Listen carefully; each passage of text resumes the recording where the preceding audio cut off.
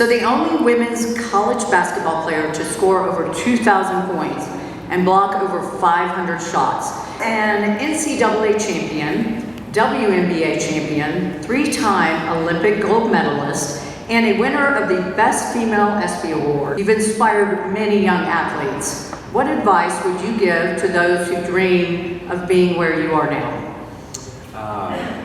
One, staying grounded. Something that my parents taught me growing up in Houston my whole life. They taught me to stay grounded, and that honestly helped me out through my whole career. And then just being true to yourself. Honestly, I don't think I ever changed from Nimitz High School to Baylor to the pros to Olympics. I think that's what honestly helped me out the most, was being true to myself. Is there one game or one moment that stands out from your time at Baylor? Winning the national championship, of course, but there was a game, senior night. I'm sure Coach probably remembers this one, but I had 2 dunks already, and we were going into halftime. And I think I may have said I need to give the fans one more dunk. And I stood on my business, and I got on the last dunk, so I got 3 in that game. That was a pretty spectacular game for me, honestly.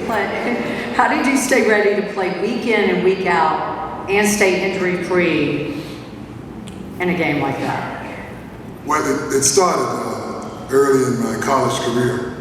I didn't play football in high school. My high school didn't have a football team. I grew up on a farm, and we didn't have enough students for football. And after my brother-in-law convinced me that I was a football player, and rather than pursue a career in baseball and basketball, that I should at least try it, and I did. So I attended Tennessee State, and once the players realized they couldn't run me off, that I was tough enough to make the team, the coach called me to the side one day and said, he said, "Look like you take this game serious." I said, "Yes, I do." He said, "You realize if you're lucky enough to make it to the next level, you'll be one of the tallest in the history of the game." I said, "No, I didn't know that." He said, "Average player played 4 years because of knee injuries, the chop block, which is a block that shouldn't have ever been legalized, I don't think." I said, "Okay." He said, "You would have to be one of the best conditioned athletes on the field in order to survive." I said, "Okay." He said, "If you're willing to do my rigorous program, I'm willing to work with you." I said, "I am." So not only did I do his rigorous program, I also worked out with the Tennessee State Tiger Bells, which was a women's track team, and those ladies won a lot of gold medals. Now, I don't often tell people how much dust they kicked in my face, but I was like to try.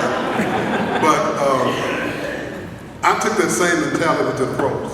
I said, one thing about it, I said, if they get me, they're going to get me giving 110%. So not only would I do Coach Landry's strict program, which he wanted the best conditioned team in the league, I hired a conditioning coach that I would go to twice a week to whip me into shape. And I credit that to this day.